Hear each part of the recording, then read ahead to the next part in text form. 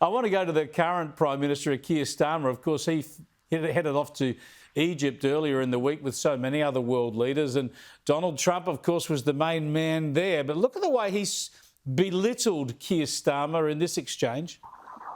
United Kingdom. Where's United Kingdom? Where's my friend? Where? Come here. Is everything going good? Very good. It's very nice that you're here. These people all came in like 20-minute notice, and I think it's fantastic. And we have so many others, and just so many others. Sophie, it's pretty demeaning stuff. A lot of people suggesting Trump did this deliberately to belittle Keir Starmer. What's the reaction been in the UK?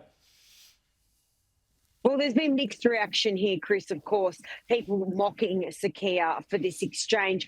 But we must remind viewers, the two of them, despite being very different, having very different political views, get on extremely well. And I would argue that Sir Keir Starmer has done very well in managing this relationship with the President Trump. And this was just, unfortunately, one of those awkward exchanges that you have that's caught live on camera. But he's done very well in the diplomatic relations, I would argue. And this is just one of those moments that he probably wishes the camera wasn't on. Yeah, sure, indeed. Now, I want to come back to a story you've been covering in the UK, and this is the nanny who was jailed over a social media post. Tell us about this. This is a remarkable story, Chris. Lucy Connolly, 42-year-old mother from Northampton here in the UK. She was jailed last year for a couple of years. She served 12 months in jail for a pretty offensive tweet she posted after those Southport murders, where some young girls were murdered at a Taylor Swift dance class, a horrific story.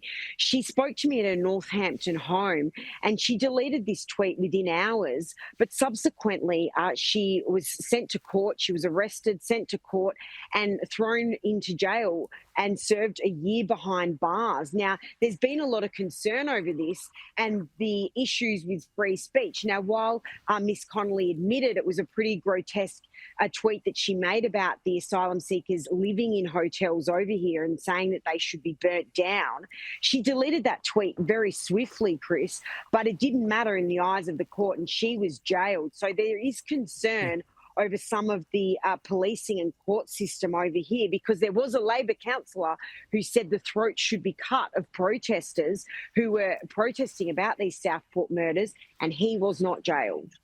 Yeah, it's a matter of how even you apply the law there, but that's very heavy-handed. Mind you, it's a shocking thing to suggest. It's almost incitement to violence. But, hey, people, think before you tweet would be my advice. Thanks for joining us, Sophie.